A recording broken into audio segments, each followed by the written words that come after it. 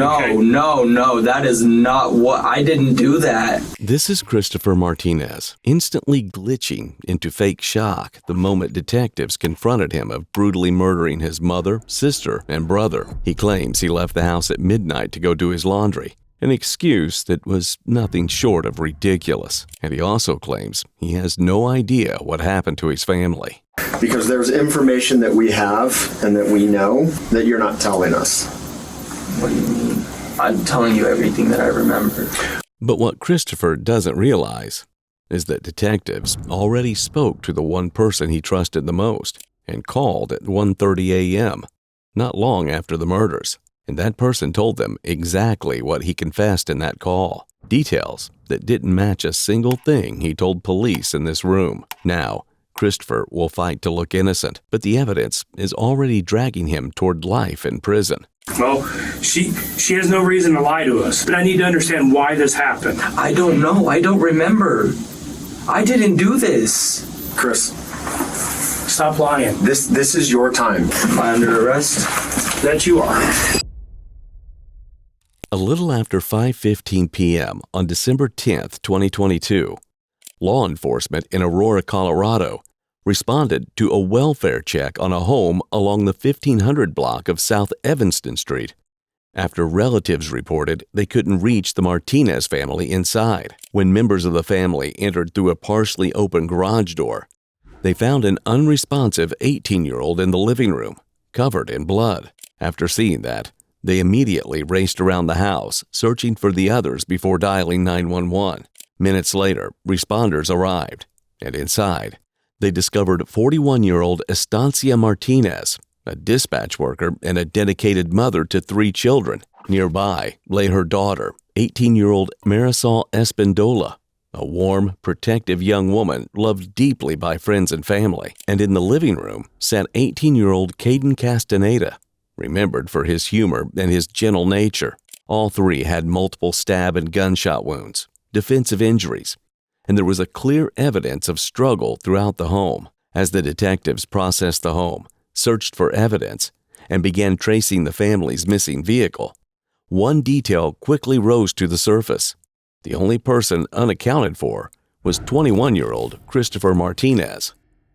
Now, Christopher said he left the house around midnight to drive to Colorado Springs and do laundry. He claimed the family was asleep when he left at 12:31 a.m. and insisted he had no idea what happened inside the home. This was his lousy alibi. But as you're about to see, Christopher's story doesn't simply fail to line up. It unravels the moment detectives confront him with a call he tried to minimize. Because before that interrogation, the detectives had already viewed his movements and the calls he made that night. One of those calls, placed around 1:30 a.m., immediately stood out. Christopher says it was just a bad dream, but others remembered it very differently. And that call would become the first crack in the story he tried to hold together. I just want to go over some legal stuff with you real quick, okay? You understand everything we're talking about right now? You understand that's no problem, you speak English okay, and all that kind of stuff? All right, sir. Christopher Martinez sits down voluntarily. No handcuffs, no visible panic, and definitely no urgency from someone who claims he found his entire family dead hours later. Detectives treat him gently. Exactly the right choice when a suspect walks in believing he can outtalk evidence. They ease him into conversation, letting him feel comfortable enough to start constructing the lie they already know he's rehearsed. So how about this, man? Why don't you just tell us what happened, however you want to start and talk to us, whatever. You just tell us everything that you want to tell us, and we'll ask questions from there. Sound fair? Okay. So, after work Friday, I picked up my brother. Don't necessarily remember what time I got off. I'd say around 5-ish. Went to go pick him up. I stopped by a liquor store to get some alcohol. We went back to my house. I took 2 shots maybe. We had KFC before we ate.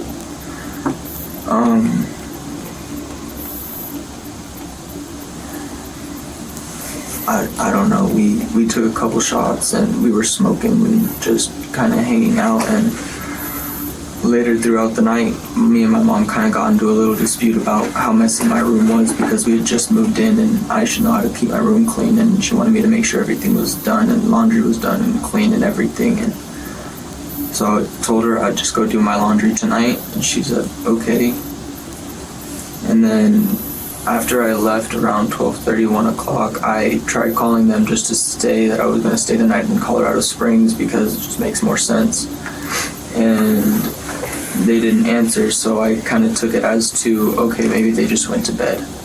It was pretty late already, everybody looked tired, maybe they just went to bed. So I went to Springs, I threw in a load of laundry in the washer, I fell asleep, and when I woke up, I put the laundry back in the dryer. And then my grandma had called somewhere in between that and asked when I was going to be there. And I said I didn't know because I was doing my laundry, but I wanted to go early because Christopher makes a big production out of sounding casual, as if remembering a night of drinking, smoking, arguing, driving 60 miles, and accidentally missing every single call is totally normal. He can't remember the time he picked up his brother, but somehow remembers leaving at exactly 12:31 a.m. If that sounds like a rehearsed timestamp, that's because it is. He wants detectives to believe he's foggy about everything except the one detail his alibi relies on. And while he tries to sound laid back, his narrative has the same problem all package stories have. It's too neat, too smooth, and completely detached from the reality he claims he was living through. Also, remember that phone call he made to his grandmother. That will be one of the most important pieces of evidence, as you will see later in the interrogation. I missed them. And they're like, okay. So I told my grandma when I left, it was about 8 o'clock when she called or something. And she's like, okay. And I was on my way down, and she texted me and asked me where I was, and I was like, what's up? And she's like, we're gonna go see Aunt Cece. So I was like, okay, I'll be there in like maybe an hour or so.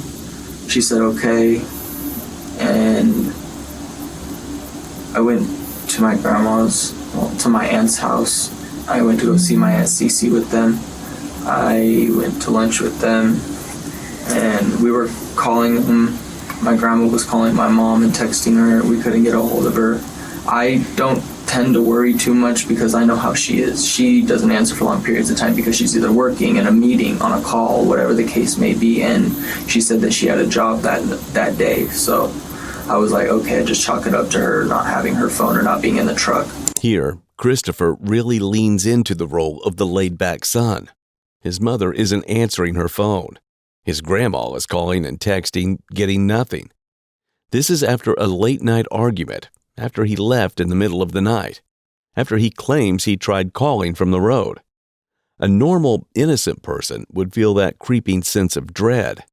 Christopher's explanation? He just doesn't tend to worry. He blames her work ethic and habits, as if that makes it normal to ignore total radio silence after a conflict. This isn't a man confused and scared about why his mom is unreachable. This is a man desperately trying to convince everyone that of course he didn't see any red flags, even though, by that point, the house was already a crime scene. And then we got back from Longmont. After Lafayette, we went to Longmont. And then around 2 o'clock, we left Longmont. Got back at around 2:30, 3 o'clock, and everybody started showing up around 4. We were cooking and whatnot, getting everything ready. And everybody started getting more and more worried, and we did the wellness check. They said that they couldn't go in the house because it looked to be okay, and there wasn't no reason to be going in the house. So that's when we came out, and I don't know, we say we got there maybe 7 o'clock, somewhere around there, I'm not 100% sure. And we seen the garage door was open. And when we seen the garage door was open, Jordan said, maybe we should just run in. And I was like, okay, might as well. So we went into the garage. Everybody was in there at the point. I had kicked open the door and hit the light switch with my elbow, and there was nothing in the basement. We walked upstairs, and my brother was in the chair where he last was when I left, and he had the blanket over him, so I didn't see the blood on his hand or on the chair until after I got close enough.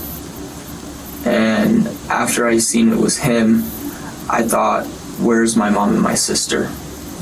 I ran upstairs and I seen my mom shot in the head and my sister laying behind her, and that's when my grandpa came and pulled me away.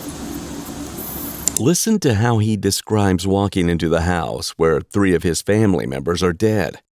Christopher clearly thinks explaining the discovery like he's narrating a grocery trip makes him sound rational.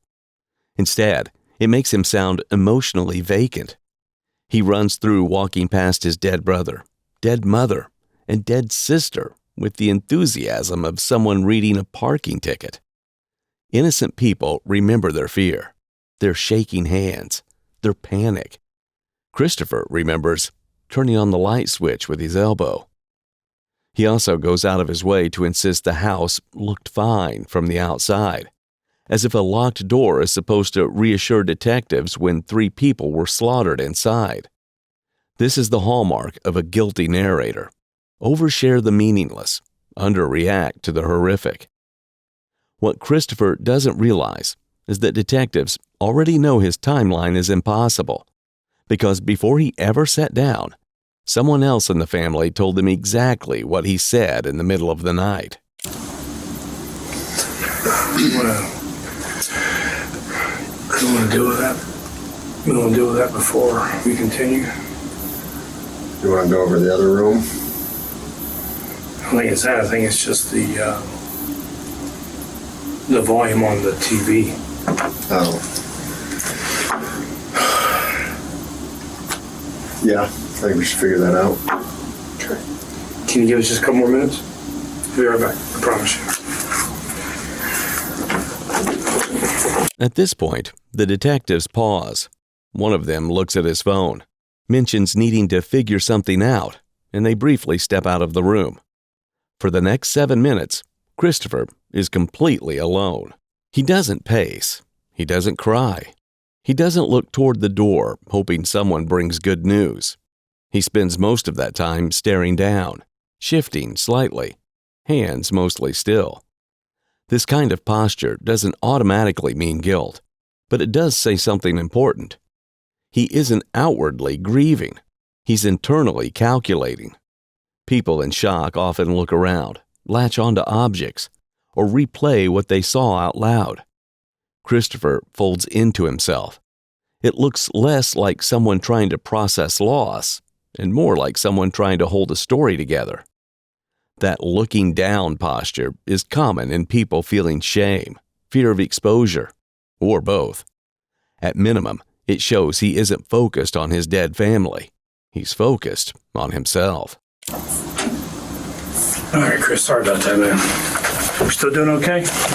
All right. Do you need some water, or you still got some? Still got some? All right. Sorry about that. Our boss Texas, we had to fix up. Everything's good.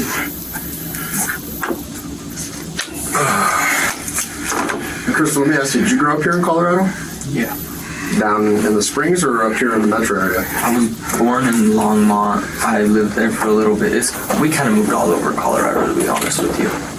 It was Longmont, Lafayette, or Louisville, then Commerce City.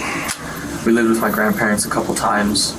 That was in Dacono before they left to Texas. Everybody lived with your grandparents? No, not everybody lived there. Me and my mom did. Oh, okay.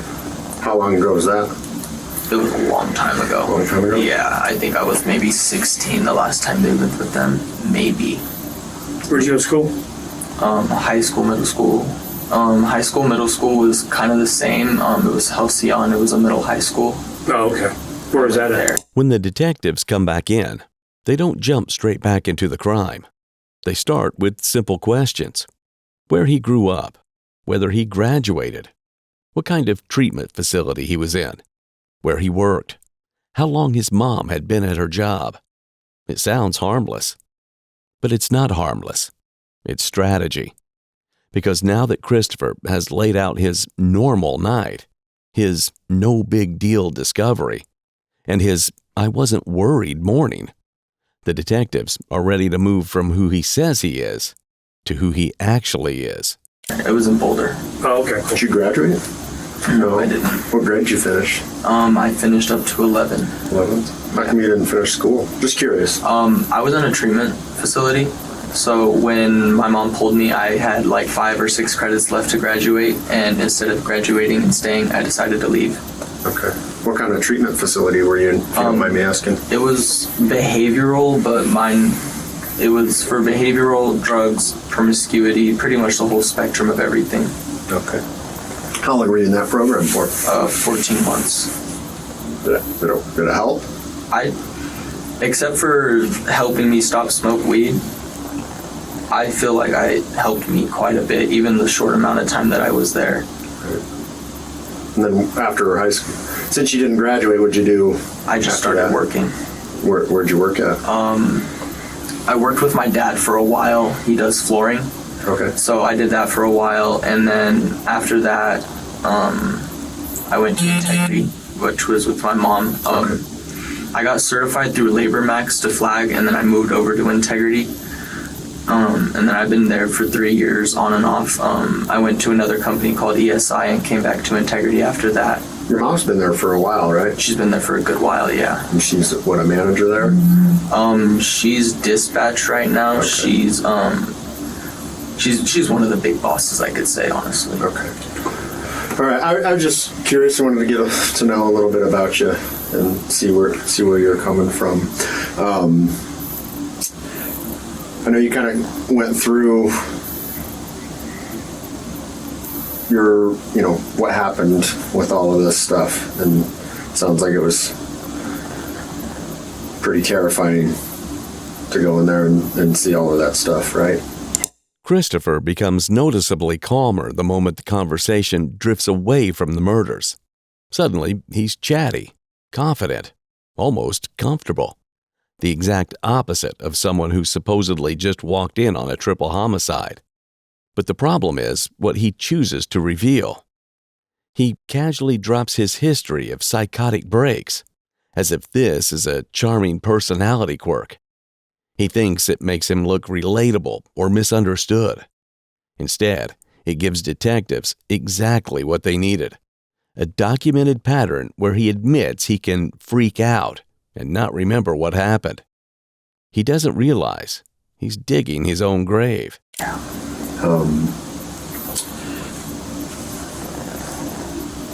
Is there anything that you can think of that you might have missed? Not that I can think of, no. Is there anybody or any reason to think anybody would want to do this to your family? Not to my family, no. We had just moved there like a week ago. Nobody really knew we were there. They knew we were back in Denver, but nobody knew where we were. How's your relationship with Caden? Great. He's your stepbrother, right? He's my little brother. Your little brother? Yeah. Okay. Yeah, our relationship is great. We love hanging out with each other. Does Caden live with you guys? No, he was just there visiting. Like I had said, I had picked him up after work. Okay. And that was from Mike's house. Has he not stayed at your new house before, or has? No, that was the first. That was the first time he'd been over there. Yeah. Okay. When you said Friday, you picked up some alcohol and stuff like that. So that was like Friday night going into Saturday morning? No, that was Friday night right after I had picked up my brother. So you said you picked him up around, what, 5? I want to say 5 o'clock, yeah. Then you guys I don't necessarily remember what time I got off work. But then you guys went to your house and just hung out all night? Okay. Who else was there? Just my mom and my sister. Okay. I asked my mom if her boyfriend was coming over, but she said no. So. Okay. What were you guys doing? Just chilling? Just chilling. My brother rolled a couple blunts. I poured us some shots, and it was just a chill night. Nothing really went sideways. Christopher repeats the same reassurance that the night didn't really go sideways at all. That kind of repetition rarely comes from someone telling the truth. He's trying to shut down the idea of conflict before the detectives even suggest it. And when Caden comes up, he doubles down again, insisting they have a great relationship and everything between them was easy and pleasant. It doesn't read like a natural recall. It reads like someone carefully maintaining a version of events he can control. But what he doesn't know is that detectives already had information showing the night did go sideways, and that his great relationship wasn't lining up with what they'd been told. Sideways at all. Was it just the two of you guys drinking? It was me, my sister, and him. My sister took a sip and kind of like spit it out because it was nasty. What were you drinking? Patron, silver. Yeah, that's nasty. Yeah. Warm? No. It was chilled? It was chilled, yeah. But yeah, she had that little sip, and then I had 2. Caden probably had like 3 or 4, maybe. No arguments or fights? Except for the little dispute that me and my mom had, nothing. So when did that happen? Was that after a couple hours after you guys have been drinking and hanging out, or? I would say so. It happened around 11 o'clock that she actually like started to get on me about it. And it was about your room being... And it was about my room and how messy I was being and how I need to stop and all that. Which room is yours in the house? The small square one to the right, the first bedroom. So is it upstairs or? Upstairs. Upstairs? Yeah. Okay. And whose were the other?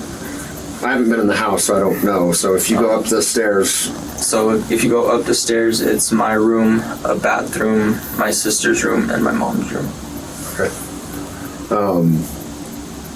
Now when you say it was just a little argument, I mean, yelling and screaming? Oh, no, nothing at all like that. It was more like mentoring, I guess. I can't really think of the word right now, but she was getting on my ass about it, but she wasn't being rude. She was being more mom-like, like, you just need to stop being a messy kid. Okay. That make you mad, or? No, not at all. I'm a messy kid. I'll be the first to admit it. I'm a messy kid. My room's always a mess. Right. What you just heard was all a lie. And as you will see later, Christopher himself would contradict himself, saying that it did not make him mad. Right now, he polishes the argument, shrinks the tension, and wraps his emotions in bubble wrap. People who walk in on their entire family slaughtered don't recount the night like a harmless inconvenience. That's pretty common. So it's not My mom used to get on me all the time for that too. Right. Yeah. So, after that happened, you had a little bit of an argument. Did you go back to chilling and drinking and smoking? Well, I went down and I finished the rest of the joint that was rolled, that I rolled. And then I went upstairs to talk to my mom, and I was like, I'll just gather a bunch of stuff right now and I'll go wash it in Springs. And she's like, okay, do what you need to do. Did you guys not have a washer here? No, we don't have a washer and dryer yet. They were actually at Rena Center, I want to say maybe 2 days ago, looking at washer and dryers. So do you guys have your own washer and dryer at the place? At the place in Springs, yeah, it came fitted with one. Okay. Do you guys still have a bunch of stuff in that apartment? Not a bunch of stuff. It's more like miscellaneous shit, pictures and whatnot. Do you have a bed there? No, I used whatever blankets I had when I was there. Okay. All our beds were the first thing moved. All right. So you gathered up, how much clothes do you think you gathered up? Probably just enough to last the week. Was it just your clothes? Or Yeah, it was just my so clothes. It was like work clothes and pajamas and shit like that. So you gathered your clothes up. What time do you think that was at? Between 12 and 1:30 when I left, because it really didn't take me that long, honestly. It was just throwing stuff into a basket. Okay. And then, was everybody awake when you left? Everybody was awake when I left. My brother looked like he was about to fall asleep, so I just kind of left him there. Now watch as he tries to restore normalcy, the everyone was fine routine. He places every victim exactly where he needs them, awake and alive, right before he leaves. That's not memory. That's timeline engineering. When someone tries this hard to freeze the last moments the victims were breathing, it's because everything after that moment is where the truth lives. and where he can't go without exposing himself. So where was your brother at when you left? He was on the chair where I left. And then where was your mom and sister at? They were upstairs. I don't know which rooms they were in, but they were upstairs. I kind of just yelled and said, I'll be back tomorrow. Okay. Do you know if they were asleep or the lights on? No, the lights were on. The hall light was on. And then I left my light on accident. Okay. And then when you left, did you go out the front? Did you go out the garage? I went out the front and jumped in my truck. Okay. And what kind of truck do you have? It's a big Dodge Ram with a flatbed. And it has a bunch of equipment for my work on it. Okay, so it's a work truck? Yeah. So you drove that down to the Springs? Yeah, that's the only ride I have right now because my actual car is in Springs and we haven't had time to go and get it. Okay. What's your other car? Dodge Caliber. You had that for a while? I'd say the better part of a couple years, yeah. I had a Dodge Caliber. It wasn't a very good car. It's not great. It's not the greatest. I'm not gonna lie. So you said about 1:30 you left? Between 12 and 1. Yeah. Okay. 12:30 and 1 I left, yeah. And then how long did it take you to get down to the Springs, do you think? I would say maybe 45 minutes, 50 at most. Okay. Because there was no traffic. And then what did you do when you got to the Springs? Well, on my way to the Springs, I had called my mom to tell her that I was going to stay the night over there, just so she wouldn't worry, and then they didn't answer, so I was already 20 minutes down the road, 20 minutes gone maybe, and I was like, okay, maybe they just fell asleep. I'll call back in the morning. So that's what I did, is I called back in the morning, still no answer. Okay.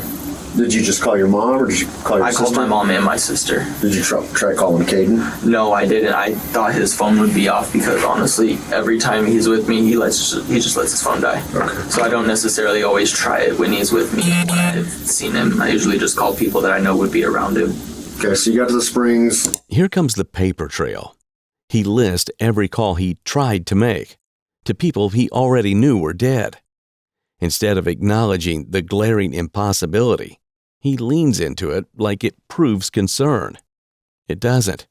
It proves choreography. He's crafting a record he knows he can't answer back. And the detectives see the logic gap immediately. People who are actually worried don't stop calling the next day. Let's just say 1:30, 2 o'clock. Okay. Yeah. So what I did was I walked in and I threw a load of laundry in. And basically all that's to it. I threw a load of laundry in. I went and laid out a couple blankets to lay down, and I passed out. Did you call anybody else that night? No. I called and talked to my grandma a little bit, but she was asleep, so that didn't last very long. Okay. What time do you think you called your grandma? I'm not even sure. Were you already in the Springs? No, I was in my truck for sure, but I'm not sure about what time. Probably after I tried to call my mom and sister. Okay, so you were still driving when you called Yeah. your grandma? Why'd you call your grandma? I missed them and I knew they were here. Probably wasn't the best time to call them, but... Yeah. People don't tend to answer the phone at 1, 2 o'clock in the morning. But she picked up, right? Yeah. What'd you guys talk about? I was just telling her what was going on, and she's like, oh, you're gonna be okay, son. Like, it's not a big thing. What do you mean, what was going on? Like, with mom, because, yeah, it irritated me a little bit, but, like, it's the normal stuff that happens between a mom and son. You argue, you get over it. It is what it is. And she's like, son, you guys do this. It is what it is. You'll find a way to deal with it and make up and whatever. And I'm like, yeah, you're right.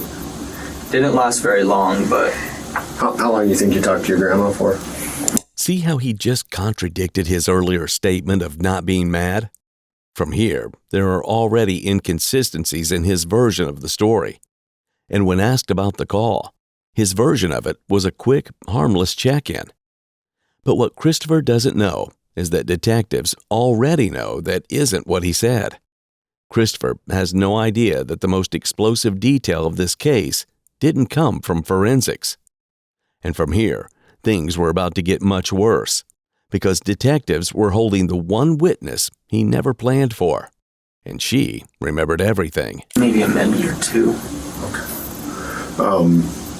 Is that normal for you to call your grandma? You talk to her a lot? Yeah, my grandma is my favorite person in the world almost. Yeah. How often do you talk to your grandma in a week? Well, since they're in Texas now and I'm working 24/7, probably about once a week I try to call, but That's still pretty good. How many times have you seen them since they got back here? just the once. The once? Yeah, Okay. just today or yesterday. When did they fly in? I want to say Friday So they just or got here. Thursday, something like that. And they're staying with your aunt My Aunt Brenda, yeah. in Firestone? Yeah. Okay. Did you go up there today? Yeah, that's where I went after I was in Springs. What time did you go up there?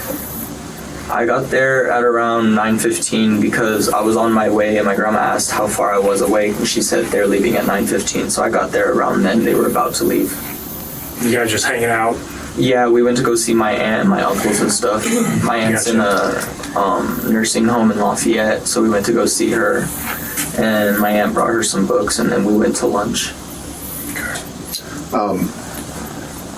Sorry to jump back here. So you, after you washed your clothes, did you dry your clothes too? Yeah, I ended up drying them in the morning because I fell asleep. Okay. So what time do you think you fell asleep? Maybe 3 o'clock. And then something what like time did that. you get up? About 7, maybe 6. So you didn't get very much. Is that normal for you though? Honestly, yeah, I don't sleep very well. Okay. So, Is there a reason? no, for that? honestly, I honestly don't know the reason. If I don't fall asleep before 11, I usually just won't sleep at all. And it's just the way my body works, because if I fall asleep, then I won't wake up at all for work or nothing like that. So, I try to get to bed before 11. So you got a couple hours of sleep, and then did you call your grandparents? No, they called me. Okay. Yeah, she called me and she's like, so what's going on? And I'm like, I don't know. I want to come and see you guys because you guys are already here. So I'm going to come a bit early. And Mom has a job in the morning. She told me last night she had a job to go take some signs and cones to. So I was like, okay. And I headed over there after I got all my clothes put back in my basket and fixed, and got there about 9:15, like I said. Because that's when they ended up leaving to go to Lafayette. Okay.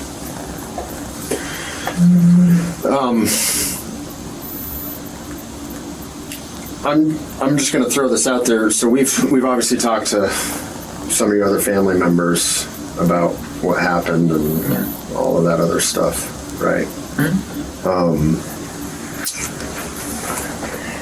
Do you think there's anything that any of the people that came down, or your grandma or your grandpa, would have told us anything different about what might have happened? Not that I know of. The second detectives mention family. His whole demeanor drops. The laugh disappears. The answers shrink. This is the sound of someone who suddenly realizes the script he's memorized doesn't match the scripts detectives are reading from. And from this point forward, he would spiral down to an emotional breakdown of denial. That's what you know of. No. Do you go by Christopher or Chris? Chris. Okay. It's okay if I call you Chris? You say your grandma is like your favorite person in the world? Yeah. Kind of like helped raise you when you were younger and stuff. Is there any reason you think she would tell us something that wouldn't be truthful? I'm not sure. I mean, what's your gut say? No. So Chris, big moment in your life right now. Okay? Huge moment in your life. Okay. We talked to your grandmother. She told us about your phone call at 1:30 in the morning. Okay? We just want you to tell us the truth about what you guys talked about. You know, if something bad happened. Did you talk to her about having a bad dream? Yeah, I always have bad dreams. Okay. Bad dreams are normal for Did me. you tell her what happened? No. Just said I had a bad dream about the family, and What was the dream about? I didn't remember. That's why I said I just had a bad dream about the family, and she told me it's just a dream and you'll be okay. And I was like, you're right. That's another contradiction of his own words. Earlier, as you can remember, he said that his grandmother was consoling him about the argument he and his mother had. Now, it's about a dream. This inconsistency would later make sense as the investigators pinned him further. And this is why you're driving? Yeah. So would that phone call be on record on your cell phone? I'd assume so, yeah. Okay.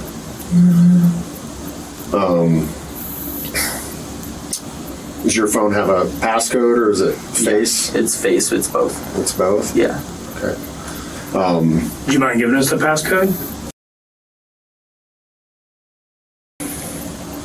Oh, it's only 4? Yeah. What is it, an iPhone? Yes. What model do you know? 11?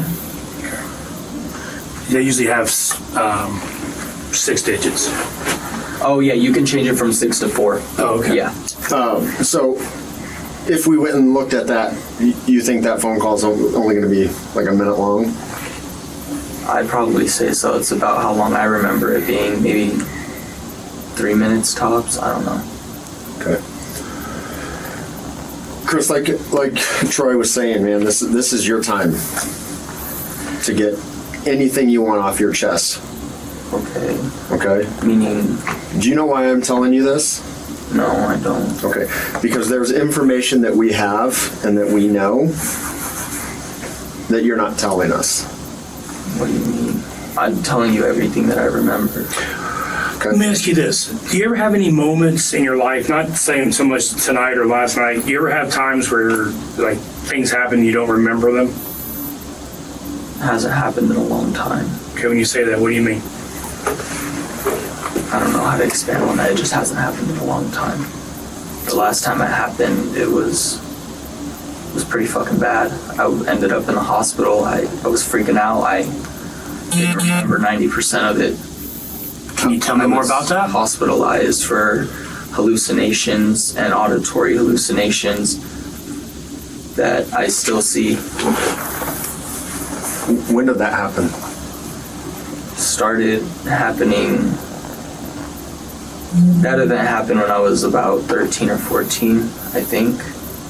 Did you go to a hospital? I went to a hospital. I went to an ER and I was checked into. Do you know which ER you went to? What's that? Do you know which ER you went to? It was in Louisville, I think, because at that time that's where we lived. Okay.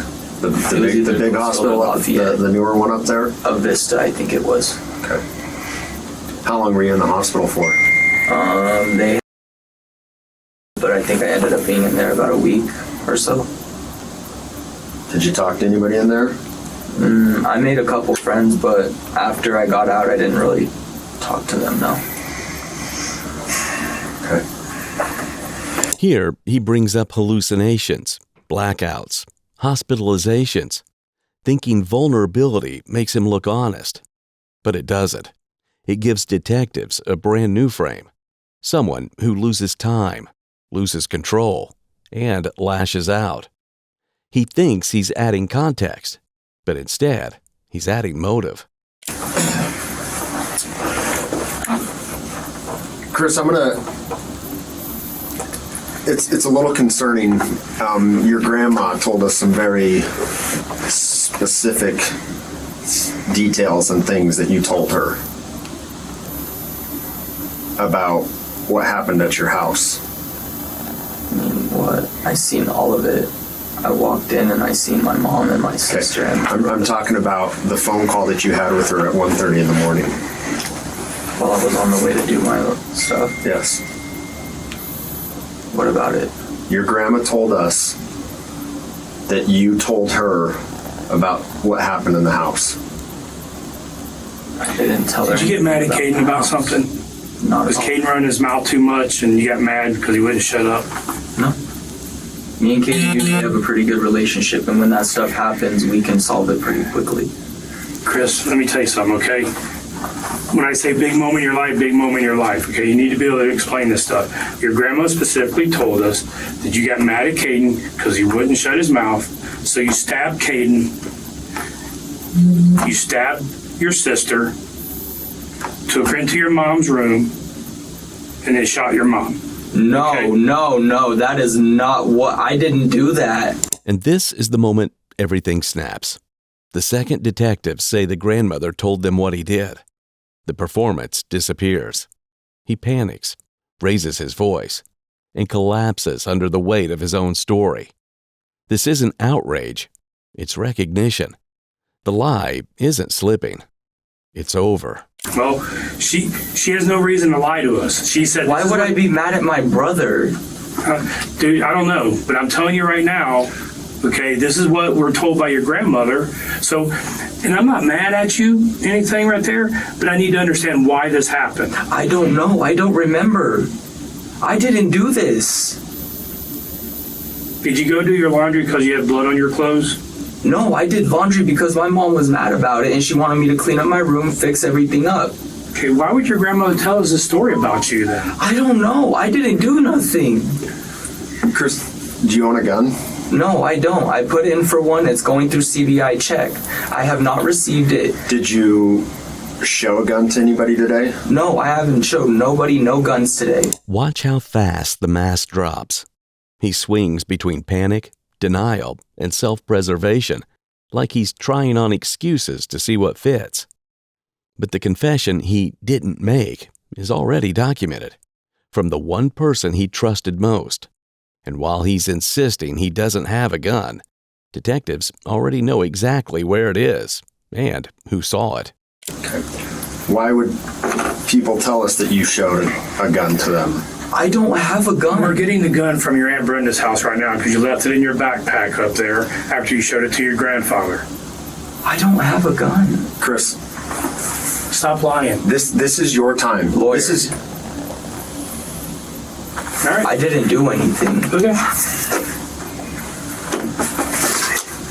All right, well, I'm going to tell you right here. Jump in. Am I under arrest? That you are.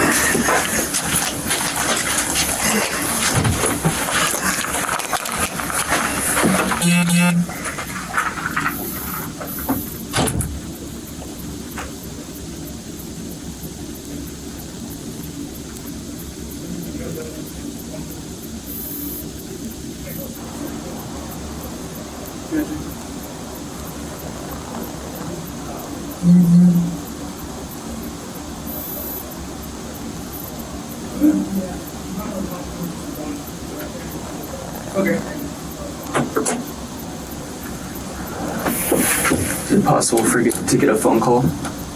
Not right now. When will I be able to, do you know? We gotta wait until they let you know and tell you. At this point, the interrogation ends because there's nothing left for him to protect. Detectives aren't exploring a theory anymore. They're confirming a conclusion. Christopher leaves that room no longer a grieving son and no longer a helpful witness, just the only suspect still breathing. And his final act is desperation, calling for a lawyer while the entire narrative he built collapses behind him.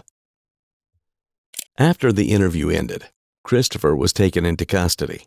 Detectives had enough to hold him, and the investigation moved into the phase his interrogation couldn't stop. Evidence review, charging decisions, and forensic analysis. Christopher, however, never gave detectives the confession they're chasing. He continued to insist that he doesn't remember the killings, but outside that room, the facts were already sealed. On December 10th, 2022, Christopher Martinez was arrested in Aurora, Colorado, and held without bond on 3 counts of first-degree murder for the deaths of his mother, his sister, and his brother. On June 22, 2023, a judge set his bail at $9 million, citing serious public safety issues and troubling messages he'd sent after the killings. His arraignment was pushed later into the summer, while prosecutors continued strengthening a case that no longer relied on what he said, only what they could prove. The legal strategy shifted the following year. On October 2024, with overwhelming forensic evidence and his grandmother's testimony weighing against him, Christopher Martinez entered a plea of guilty to 3 counts of second-degree murder. From there, the prosecution laid out a timeline that highlighted the brutality of the attacks, the steps he took afterward, and the statements he made to family members, including a confession he tried so hard to take back in the interrogation room. The defense leaned on blackout drinking, memory loss, and an absence of motive. But prosecutors didn't need a motive. They already had everything they needed. On October 2024, the court formally convicted him on all 3 counts of second-degree murder.